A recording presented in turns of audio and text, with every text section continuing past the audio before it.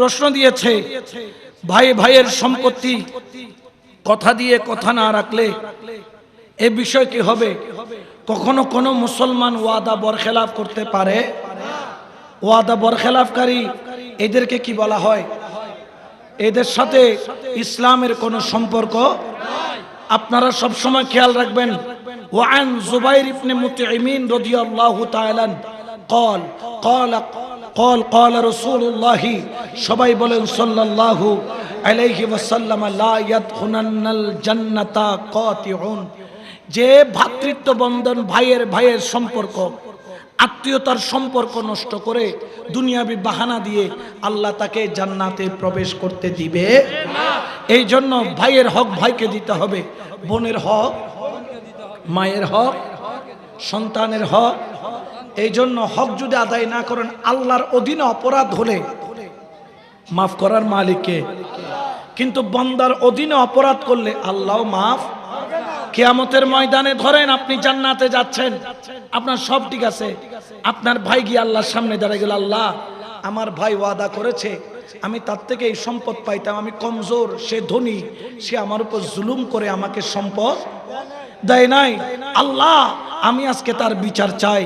আল্লাহ বলছেন ফামান ইয়ামাল মিসকালা যাররাতিন খায়রান ইয়ারা ওয়া মান ইয়ামাল মিসকালা যাররাতিন শাররান ইয়ারা। যাররা যাররা বিচারের মালিককে বলতেছেন, ওই ভাইকে বলবেন তুমি তোমার ভাইয়ের হক আদায় করো।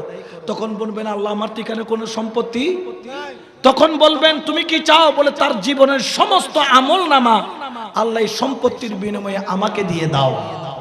তখন যে ব্যক্তি জান্নাতে যাচ্ছিল তাকে জাহান্নামে প্রেরণ করবে, আর যে জাহান্নামে যাচ্ছিল তাকে, ঠিক কিনা?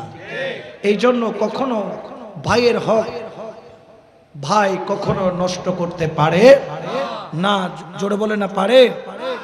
এরপরে হচ্ছে গিয়ে আর একটা প্রশ্ন করেছে, স্বামীর ভিটা ছেড়ে যাওয়ার উপর একটু গুছিয়ে কথা বলবেন। অনেকে আছেন যারা স্বামীর ভিটিকে মজবুতের সাথে ধরে রাখে, অবশ্যই ধরে রাখা উচিত, কারণ তার স্বামীর স্মৃতি। সে যদি অন্য জায়গায় বিবাহ বন্ধন আবদ্ধ হয় তাহলে সেটা ভিন্ন বিষয়, কিন্তু তার যদি তার স্বামীর কোনো আমানত থাকে, সন্তান থাকে, সন্তান সন্ততিগণ থাকে, তাহলে উচিত আপন স্বামীর ভিটাতে অন্ততপক্ষে আলো জ্বালানো। কারণ সে যদি তার স্বামীর ভিটাতে আলো জ্বালায় তাহলে তার সন্তান তার ভিটাতে কি জ্বালাবে? আলো জ্বালাবে। না হলে সেও তার বাপদাদার ভিটা ফেলে চলে যাবে, সেটাকে মূল্যায়ন করবে না। তো এই জন্য আপনারা এই সামাজিক বিষয়গুলোকে গুরুত্ব দিবেন। দ্বিতীয় নম্বর হলো আপনারা সামাজিকভাবে আপনারা এক থাকবেন। আমরা বিভিন্ন দরবারে মুরিদ হতে পারি, কিন্তু বলেন তো আচ্ছা, প্রত্যেক দরবারের লক্ষ্য একটাই, লা ইলাহা ইল্লাল্লাহ। আর প্রত্যেক ওলি আল্লাহর প্রেম সাগরে ডুব দিলে মিলে একটাই, মুহাম্মাদুর সাল্লাল্লাহু আলাইহি। আর কোনো পার্থক্য আছে?